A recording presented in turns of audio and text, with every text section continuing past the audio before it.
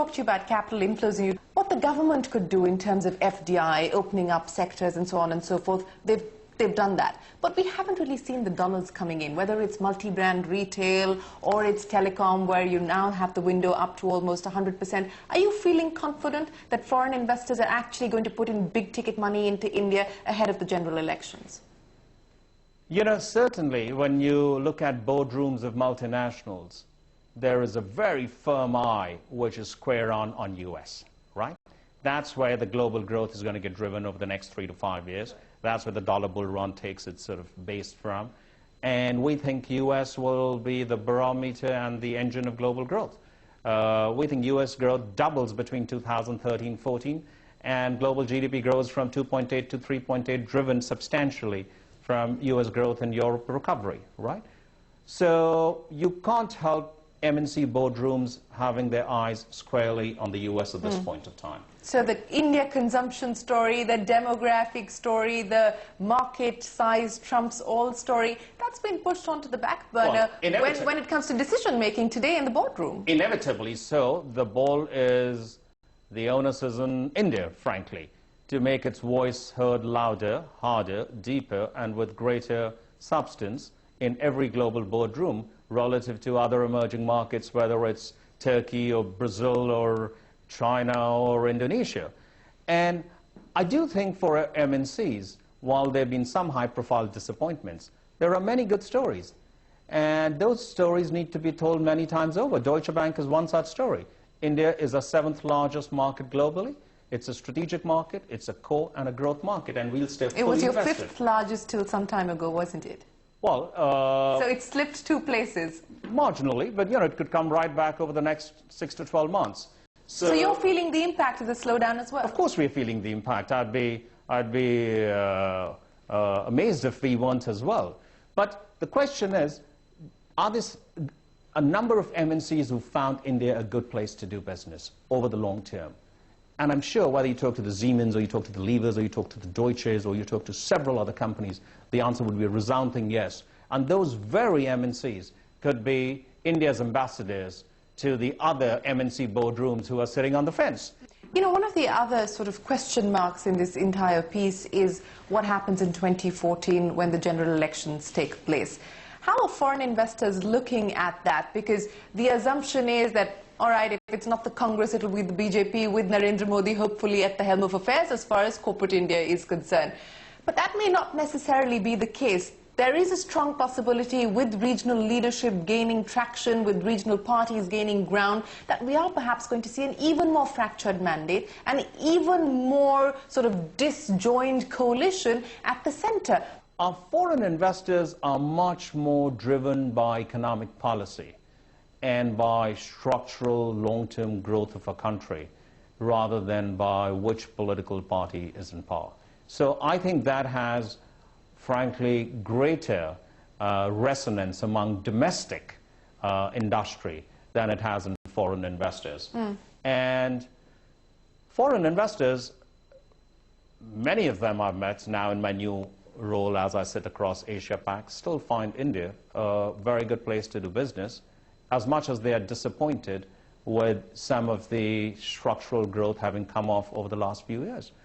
But, you know, what's your own outlook as far as Deutsche Bank is concerned on India? If we've slipped 2 places from 5 to 7, you know, what's the outlook looking like for you? And also want to get your comments in on the possibility of new bank licenses being given out by the Reserve Bank. We don't know when it's eventually going to happen, but perhaps somewhere down the line, early next year, maybe.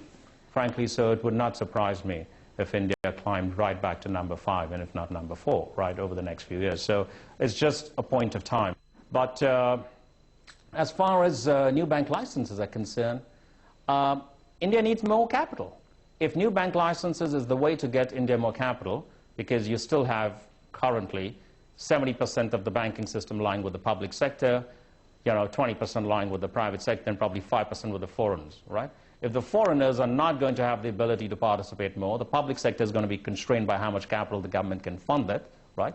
You've got to have the private sector. And who better than the corporate sector to fund that? I have an interesting view on new banks, actually. In many ways, when I look at asset management, or I look at insurance, or I look at banking, all three are ways to intermediate between savers and borrowers. If corporate India can be the intermediation agents in insurance, where you're selling a 30-year trust, or in asset management, why can't you be in banking? We can't read the mind of the Reserve Bank. We don't know who they will finally find fit and proper to award that bank license to. But you would bat for a corporate, and there's several who've actually put their hats into the ring. I think for corporate India to enter banking would make a good case. Alternatively, open up the doors for foreign banks to come and provide the investment capital. Take your pick. But I want to talk to you about the dilemma facing the new governor, Raghuram Rajan. While he would like to leave rates where they are to keep the growth story going, which is already extremely fragile and extremely vulnerable, the case for an interest rate hike, economists seem to suggest that, it has to be done at this particular point in time, given the way that the currency is depreciating. You have to ask the question that if you raise long-term interest rates, what are the benefits which you get, right? So if Indian debt and currency markets are not really owned substantially by foreigners, you're not going to get the capital inflows if you raise interest rates, right? Instead, you're going to give up any possibility of growth, certainly pull back consumption, make investment much more expensive, and frankly, raise the refinancing risk on corporate balance sheets. So when you put the two arguments together, what may be good in more free and open markets? So then you got to take not the textbook option, but the second option, which is around pragmatic growth, but sterilize that by keeping short-term interest rates high. The worst case, besides these two, is to put capital controls. The government is watching, the central bank is watching. What would you say could be the top 2 or 3 ideas that the government should focus on at this point in time to just get sentiment back, to get capital flows back, and to get ourselves out of this current mess? So I think the FM has gone short the red line on the 2 deficits. So those become absolutely not breachable. Okay? So that's the baseline. The government cannot breach those 2 deficits. Short ratings downgrade if there is any possibility of those 2 red lines being breached? I think it would need a lot of explanation, right, as to breaching them and then the consequences of the breach. And so they'll have to take some tough decisions, whether it's on the diesel price hikes, more aggressive than the norm, the 50 paisa, which was happening. So that's the baseline, right? So that's the defense to me. It's not the offense measure. The offense measures I would put into 3 categories. The most difficult offense measures will be to get the structural issues around the reforms in power infrastructure addressed.